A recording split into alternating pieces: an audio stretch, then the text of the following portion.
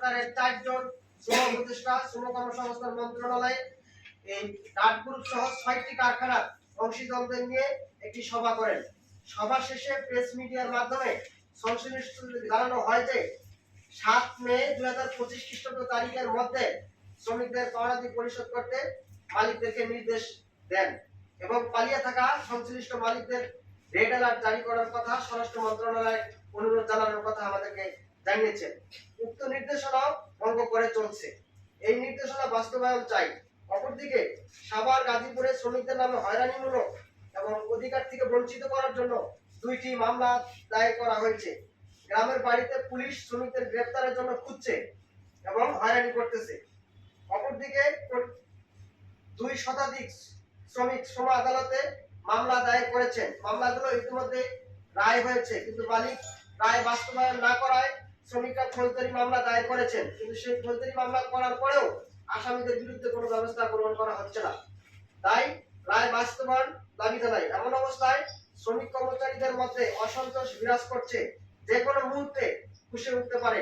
বাংলাদেশ শ্রম আইন 2006 এর 136 ধারার ক্ষমতা বলে মালিকের সম্পত্তি ক্রয় করার বিধান রয়েছে। তাই আমরা সরকারের প্রতি অনুরোধ জানাবো, এই শ্রম আইনের যে বিধান 136 ধারার যে আইন, এই আইন বাস্তবায়ন করে মালিকের সম্পত্তি ক্রয় করে শ্রমিক কর্মচারীদের পাওনাদি পরিশোধের আমরা দাবি করছি। আমাদের যদি দাবি পূরণ না হয় তাহলে আমরা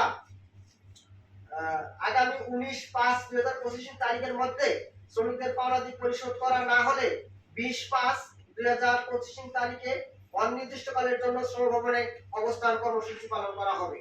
এই কর্মসূচি শ্রমিকদের পাওনা পরিশোধ না করার আগ পর্যন্ত অব্যাহত থাকবে।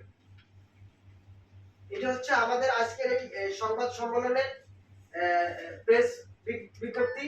সেটা আমরা প্রিয় সাংবাদিক ভাইদের মাধ্যমে আমরা সরকারের প্রতি একটা মেসেজ যাতে যায়, এটা আমরা সাংবাদিক বন্ধুদের প্রতি আমাদের অনুরোধ থাকবে। যেহেতু শ্রমিকরা আপনারা জানেন যে দীর্ঘদিন ধরে লড়াই সংগ্রাম, একাধিকবার শ্রম ভবন ঘেরাও, আমরা শ্রম উপদেষ্টা বরাবর স্মারকলিপি দিয়েছি, বিজিএমই ঘেরাও করেছি, মালিকদের সংগঠন বিভিন্ন দপ্তরে আমরা দাঁড়ে দাঁড়িয়ে ঘুরছি, কিন্তু এই মালিক শ্রমিকদের পাওনা পরিশোধ করে নাই। মালিকের সরকারের কাছ থেকে মালিক 13 কোটি টাকা লোন নিয়েছে, সেই লোনের টাকাটাও সঠিকভাবে